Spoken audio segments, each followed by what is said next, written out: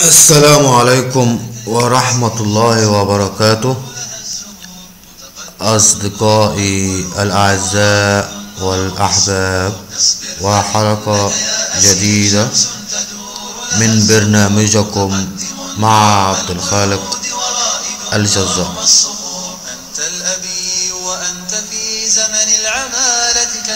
سلمان سلمان سلمان تاني وتالت ورابع وخامس السعودية، لأن السعودية بصراحة في خلال هذه الأيام تتبوأ من يعني فيما مع مش قادر أوضح لكم. مهم إنها نقطة الصفر زي ما يقولوا كده، نقطة الصفر،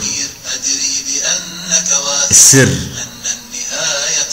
الحلقة الغامضة، بداية اللغز، بداية الخيط. السعودية مو الإمارات. سيبك، فكك من اللي يقول الإمارات. اللي يقول الإمارات ده هذا عبيط. الإمارات ما هي إلا دولة هشة، مجرد الإمارات مجرد مرتع للأجانب وخمرة ونساء ودعارة فقط، لا يشغلون بالهم بالسياسة. هم أتباع لليهود وأمريكا طبعا. بس خلينا نتحدث عن السعودية التي هي أم الخليج، أم الدول الخليجية، والتي تساعد الانقلابيون. في الحلقة الأخيرة تكلمت عن توجيه سلمان عبد العزيز للسيسي ومحمد بخاري نيجيريا وشرحت لكم كيف يوجههم لمحاربة الإسلام، أو إذا صح القول ليس محاربة الإسلام ظاهريا، وإنما التغاضي عن القضية الإسلامية والتغاضي عن الإسلاميون، والهدف الكرسي فقط، الهدف الكرسي فقط. اليوم يزور السعودية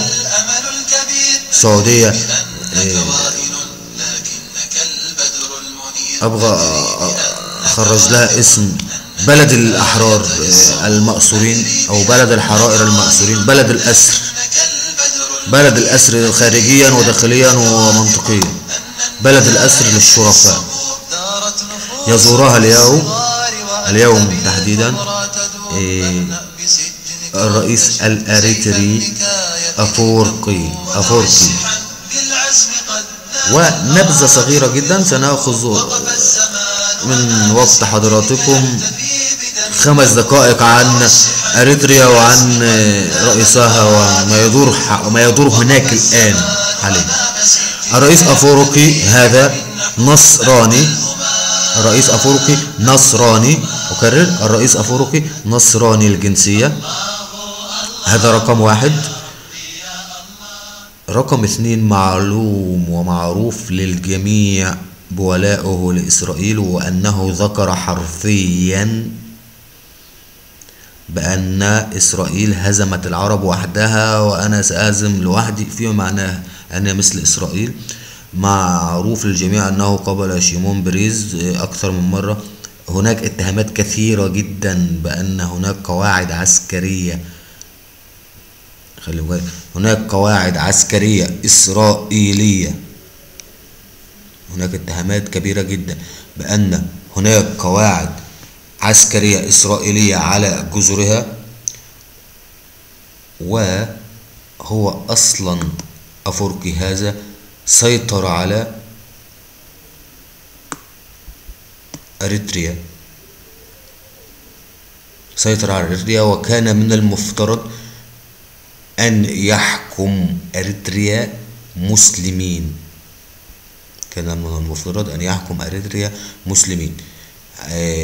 شخص يقول لي كيف كان من المفترض أنه سيحكم أريتريا مسلمين، ثم أتى هذا الأفورقي النصراني ليحكم أريتريا بالنصارى ويوالي إسرائيل. هو ببساطة جدا حتى لا أطيل عليكم، هي أريتريا كانت تعتبر قسم أريتريا كانت تعتبر قسم صغير في أثيوبيا. كانت أثيوبيا تسيطر عليها ماديا واقتصاديا وعسكريا، وذلك لأن أريتريا تطل على البحر الأحمر وموانئها، وأثيوبيا تشعر بأنها منعزلة عن العالم، فبالتالي كانت تريد أن تظل مسيطرة على أريتريا. حتى ظهرت حركة التحرير الشعبية الأريترية عام 1966، واستطاعت أخيرا بمساعدة هذه الحركة التحرير الشعبية بمساعدة الحركة الإسلامية اللي هي حركة شباب الإخوان المسلمين في الاستقلال عن أثيوبيا عام 1993. إذن ومنذ هذا الوقت مات الكثير جدا جدا من المسلمين الإخوان المسلمين، وحركة كانت تسمى حركة الإخوان المسلمين، والآن حزب العدالة والتنمية، والذي يسعى إلى السلطة لتخليص أريتريا من الحكم الناصري والحكم النصيري الحكم النصيري المسيحي الذي يدعو إلى تهميش اللغة العربية وتهميش الإسلام وعدم نشر الإسلام أيضا كما يفعل في نيجيريا. وهذا السبب ما جعل الإخوان المسلمون ينشقون عن جبهة التحرير الشعبية التي حررت أريتريا من أثيوبيا. يأتي دور أريتريا الواضح حتى تظهر أريتريا مرة أخرى على الصورة. بذلك بسبب موقعها الجغرافي من اليمن والسعودية، فيفصل السعودية عن اليمن، فصل السعودية عن أريتريا مجرد خط بحري فقط لا غير. وهي أيضا تعتبر المنفذ بريا لحسم المعركة عسكريا بريا داخل اليمن مع الحوثيين، والتي يحاربها السعوديون فقط من أجل كراسيهم ومن أجل السلطة، وليس من أجل الإسلام أبدا أبدا كما يدعون. وهم يستعطفون، والسعودية ظهر لنا وواضح لنا أنهم يستعطفون العامة من المسلمين والبلاد المسلمة بتصوير أن هذه الحرب هي تصوير. وأنا شخصيا كنت أحد من هؤلاء الناس التي أثيرت عاطفتي بأن هذه الحرب كانت من أجل الإسلام والكعبة والمنظور ديني، ولكن هي في الأساس الحفاظ على كراسيهم فقط لا غير. لذلك حتى لا أطيل عليكم، في أبريل 2015 عندما أرسلت السنغال 2100 جندي للمحاربة بجانب التحالف العشري ضد اليمن ضد الحوثيون، سارعت أريتريا في أبريل 2015 بالذهاب إلى السعودية وتقديم خدماتها، واستقبلها آنذاك الورع محمد بن سلمان وعرضت خدماته. وفي الفعل هي أيضا كل هذا، والرئيس الأريتري هو رئيس سياسي مخضرم، وأنا أعترف بذلك، هو نصراني وهو كلب يحارب المسلمين ويحارب الإسلام ويحارب اللغة العربية في أريتريا ويتحد مع الإسرائيليون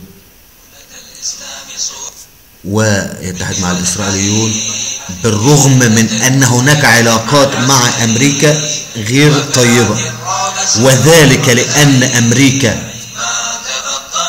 مع أديس أبابا العلاقات كويسة جميع، يعني تعتبر إلى حد ما مظبوطة.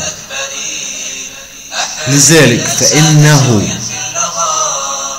عندما وجدت أن السنغال تعطي 2100 جندي، سارعت إلى مساعدة السعودية لوجستيا وعسكريا، وخصوصا أنها تمتلك أكثر من 12,000 جندي قوات بحرية وأكثر من 200,000 جندي في جيشها هذه أريتريا، يعني كمية كبيرة جدا من الجنود وجنودها الحربية البحرية قويمة جدا، وذلك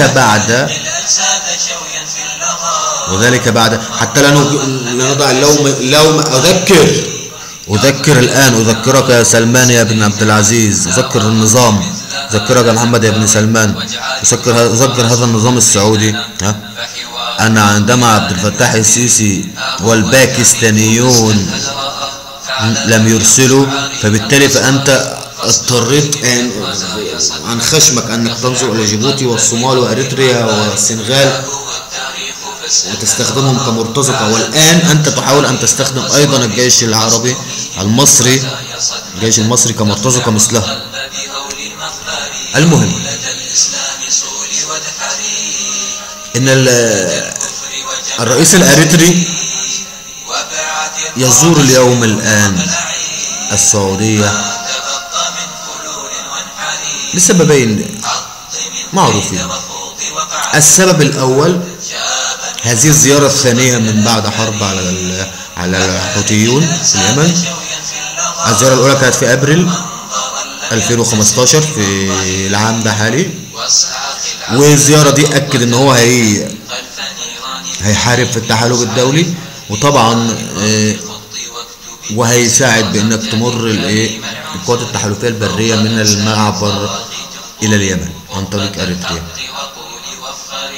وذلك أيضا لمنع عدم تدخل أي قوات أجنبية كإيران، الخوف من إيران كإيران أنها تدخل من أريتريا لمساعدة الحوثيين. كل هذا جميل جدا وتفكير سياسي جميل، وأنا أرفع القبعة، بس مفيش بصراحة.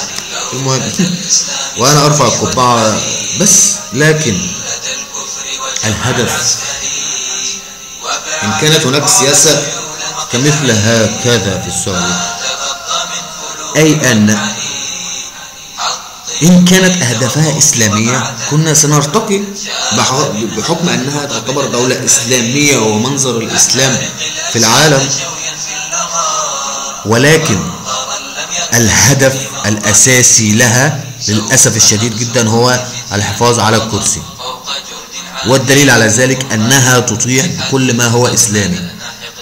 عندما أتاها في أبريل، اليوم يأتي هذا الرئيس الأريتري أفروقي ولا اسمه الكلب إيش مدري، أفروقي جميل، يأتي اليوم لبحث التعاون الاقتصادي والعلاقات الصناعية، وهذا الكلام كله استراتيجي، وفي النهاية وبحث مواجهة الإرهاب أيضا. يعطيني وأنا أعطيك.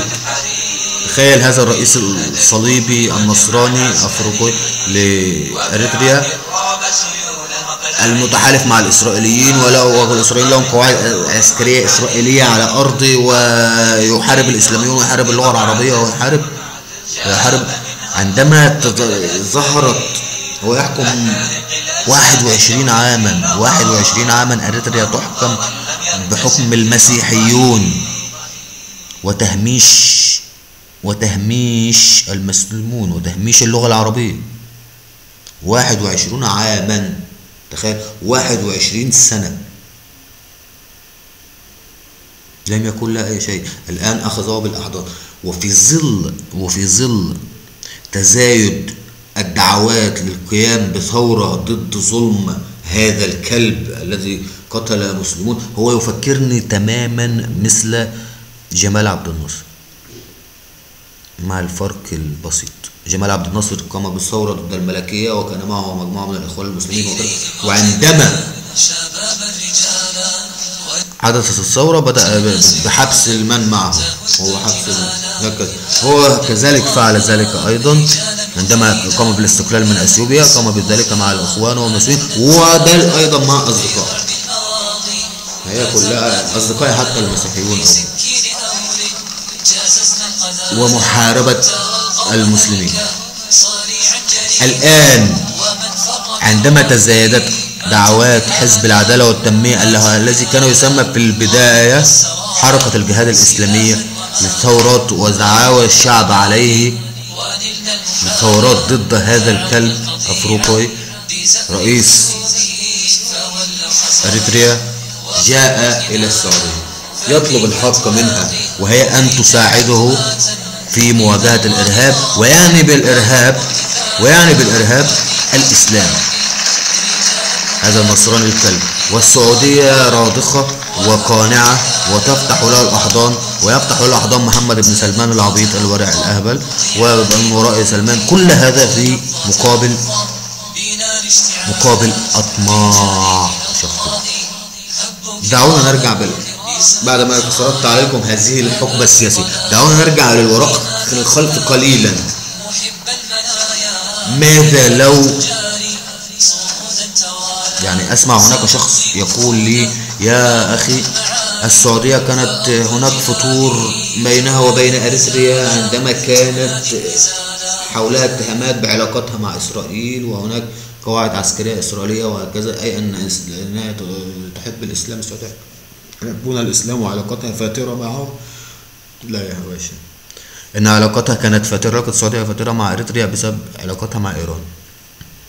ومعروف عن الرئيس الأريتري هو من أفضل الناس تحالفا مع الشيطان، يتحالف مع إسرائيل، يتحالف مع إيران، يتحالف مع أي. بسم الله الرحمن الرحيم.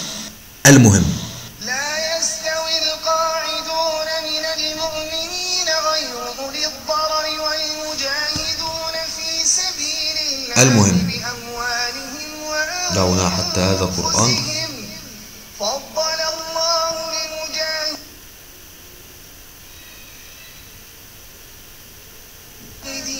صدق الله العظيم. عذرا أيها الإخوة والأصدقاء، دعونا نرجع إلى الوراء للخلف قليلا قبل كل هذا. إن كان هناك تحالف أو دولة إسلامية أو خلافة إسلامية، هل كان سيحدث ذلك؟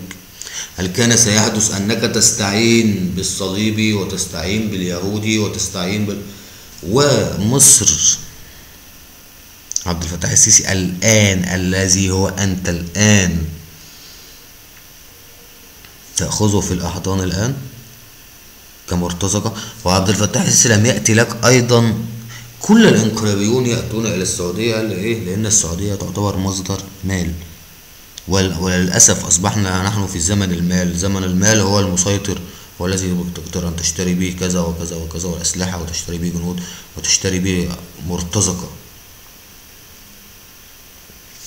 في حقيقة الأمر أنا لا أدافع عن الحوثيين أبدا أبدا، وأنا سأظل حتى أموت أرى أن الشيعي هو كافر، هو مشرك بالله، وهو أشد خطرا من اليهود والصليبون، أو لن أقول أشد خطرا، هم كلاهما واحد. لكن ما وددت أن أقوله لكم يا جماعة الخير أن الحكام جميعهم الآن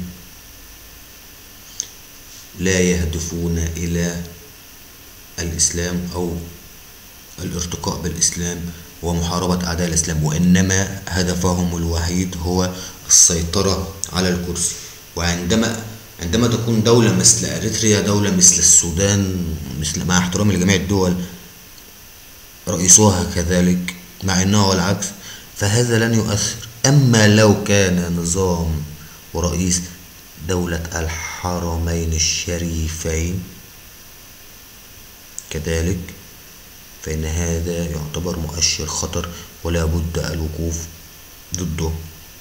ونحن نسرد عليكم يوميا الأحداث واحدة تلو الأخرى، ونتابع الأحداث خطوة بخطوة حتى لا أحد يزايد علينا ويقول ما هذا شيعي أو أنا لا، هؤلاء الشيعة كفار مشركون لعنهم الله أينما وجدوا وفي كل زمان ومكان وكل حين ووقت إلى يوم الدين. لكن أنا حينما أهاجم السعودية أهاجم النظام ولا أهاجم السعودية، وحينما أهاجم النظام لا أهاجم السعيديون، وعندما أهاجم السعوديون العلمانيون لا أهاجم السنة ولا أهاجم الإسلام، وإنما أهاجم من يخالف شرع الله، أهاجم من لا يهتم بأمر المسلمين. يعني أنت في تحالف ومع من؟ مع الأريتري الصليبي الذي لديه قواعد عسكرية إسرائيلية، ويتحالف مع شيمون بريز ومع إسرائيل، ومعروف بحبه للإسرائيليون، ضد الإرهاب، أي ضد حركة الجهاد الإسلامية الذي مات منها الآلاف، التي أصبحت الآن حزب العدالة والتنمية أيا كان. وزائدا أيضا هناك إسلاميون غيرهم، لا حتى لا أحد يزايد عليه ويقول هذا إخوان. أنا مسلم، لست إخوان، لا أنا سلفي ولا أنا إخوان ولا وهابي، ولا أنا مسلم سني، لأن أصلا السني يعني مسلم، أما الشيعي هو ليس مسلم. فعندما يتحالف مع هذا الصليبي اليهودي ضد المسلمين، فهذا يعني أنك أنت لا تحارب الحوثيون من أجل الإسلام، وإنما تحارب الحوثيون من أجل الكرسي والأطماع الشخصية. أتمنى من يسمعني أن يسمعني بالعقل، ولا يسمعني بطريقة آل سلول والأمن والأمان ومدري إيش. أنا أقولها واحدة، يعني يا أولي الألباب، هذا كلام للعاقلين. اللهم قد بلغت، اللهم فاشهد. ومن ولى ظالما ووالى ظالما ولا نصارى ولا، والله لن يفوز ولن تقوم له قائم. يا سعودي يا اللي بتحاربني أنا عشان أنا بقول الحق، استحي على وجهك وخليك في الحق. إذا كان ولاة أموركم ومشايخكم يضللوكم، فعلى الأقل لا تطبل، لا تصفق للباطل، على الأقل لا تصفق للباطل، لا تمجدوهم ولا تعظموهم. هل كنتم تعتقدون أن عبد الله الذي جحمه الله الهالك سيظل إله؟ يعني لن يموت، مات، أي نعم أخذ 90 وزاد عن 90 عاما ومات في النهاية، أليس كذلك؟ فاتقوا الله وانظروا يا آل سلول، انظروا لما قبلكم ماذا حدث فيهم، ماذا فعل الله بهم. وأذكركم بقوله تعالى: فاسألوا أهل الذكر إن كنتم لا تعلمون. صدق الله العظيم. أقول قولي هذا وأستغفر الله العظيم لي وللمسلمين الأحرار في كل مكان، والسلام عليكم ورحمة الله وبركاته.